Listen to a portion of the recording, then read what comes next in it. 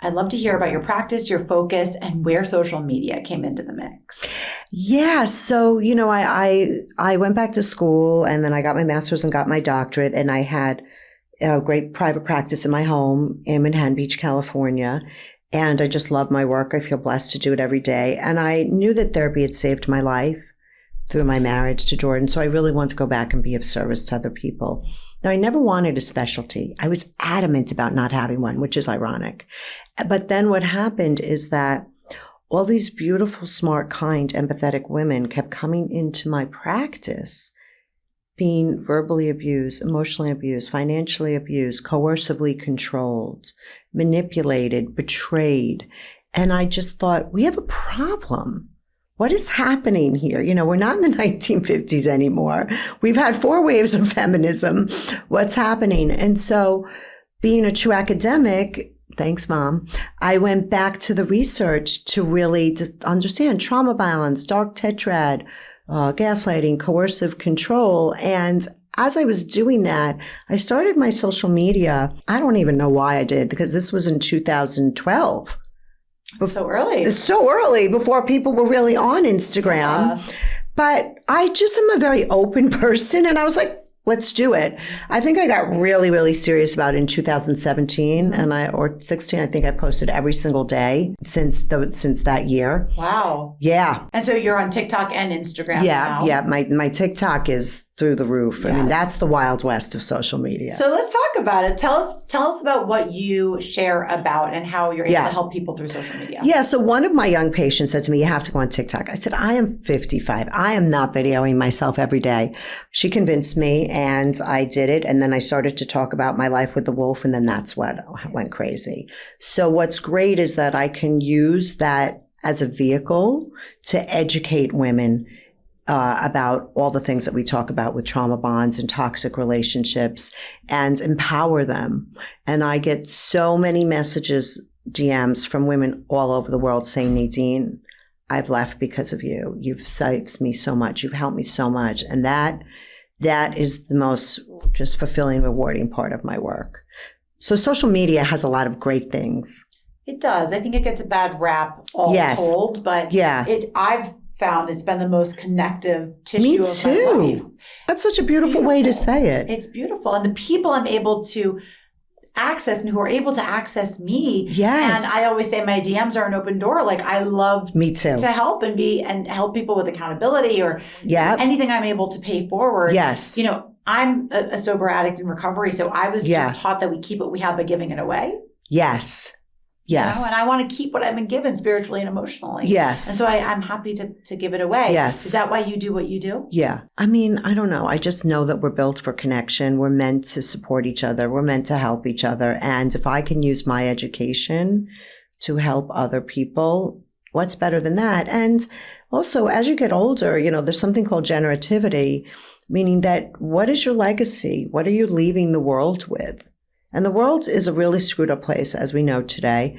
And so if you and I can add just a little bit of kindness and decency and truth and empower people, why not? Let's talk about the world being a really screwed up place, because I'm terrified personally. We're not going to get into like socio-political. That's clearly a dumpster fire. But let's talk specifically about gender roles.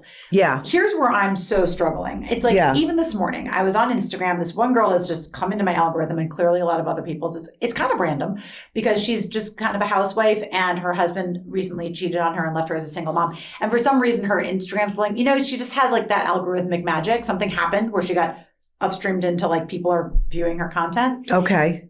For whatever reason. Sometimes that happens. But why it matters and why it's worth mentioning is that I'm now looking at the comments. She posted 8 hours ago, there's 326 comments. She's not even like particularly an influencer or wasn't. People just took interest in her story. Yes. And it was just a story that happens every day. He just cheated on her and left her high and dry with babies, and he just left.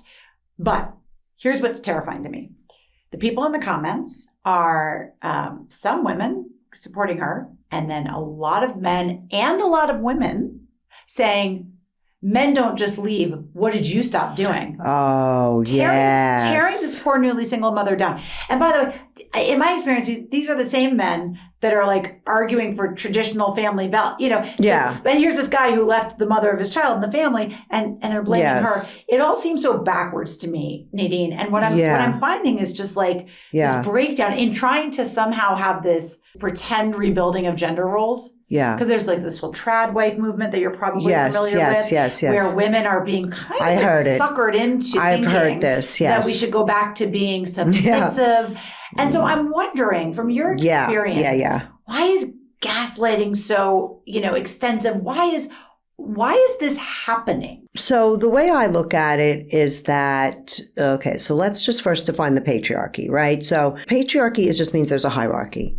Right? It just means one person's over another, right? So feminism isn't women are better or women have more power. We're just looking for equality. And I think that this exposure of narcissism and pathological people is really part of the fourth wave of feminism and exposing these people because, you have to remember in 1973 is the first time domestic violence became a crime.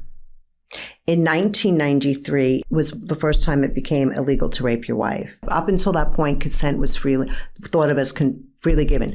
So when you think about it, this is not that much time that we've been bringing all of this abuse and coercive control to light. This is still pretty new. And so one of the reasons why I wrote my book especially was because in social media, we victimize the victim. Even when I left Jordan, they were like, you're codependent, he's an addict. No, he was a pathological selfish abuser and I was a young girl that got taken advantage of. That didn't mean I didn't have my own things to look at, but abuse and betrayal is always the fault of the abuser or the betrayer. In my book, I really destigmatize the victim, and that's why so many women love it.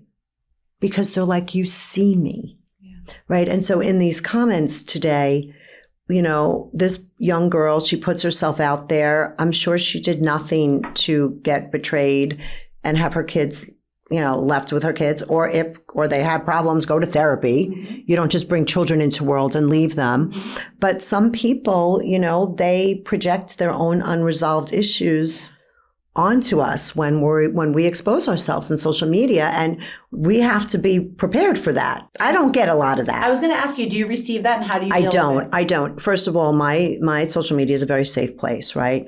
And so the only thing I get so funny, you left him because he lost his money. I'm like, no, but that's okay. Yeah, sure. It's okay. I don't really care. Yeah, okay.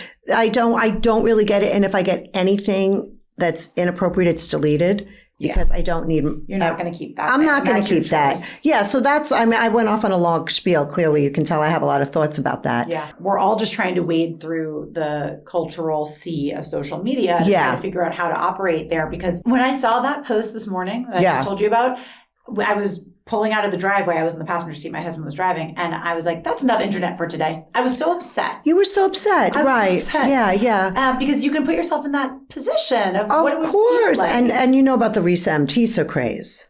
No. Oh, boy. So this was a woman who went on TikTok who told her story of betrayal. And it went crazy viral. What was it called? It was like a 50-part series. Called it something like who the fuck I married? Something. Yeah. Right. And so many people resonated with it because it's a problem. Yes. You can't present yourself to someone as loving and kind, but behind is the intention to use, abuse, and exploit and harm them. Yeah. Right? So this is what your book is about. Exactly. Run Like Hell, a therapist's guide to recognizing, escaping, and healing from trauma bonds. Exactly. So let's talk about the book. Yeah. Who should buy this book and what will they find in there? Every woman on the planet should buy it because, especially young women, because what I do is I break down what a trauma bond is, who the pathological partner in the trauma bond is. And like I say, if you don't know what they are or who they are or what this looks like, you can never see it coming. And then you get sucked into it. So I talk about them, what a trauma bond is, the personality traits of the woman. I talk about the scars that they get from being in a trauma bond. You get complex post-traumatic stress disorder from it, how to leave, and most importantly, how to heal.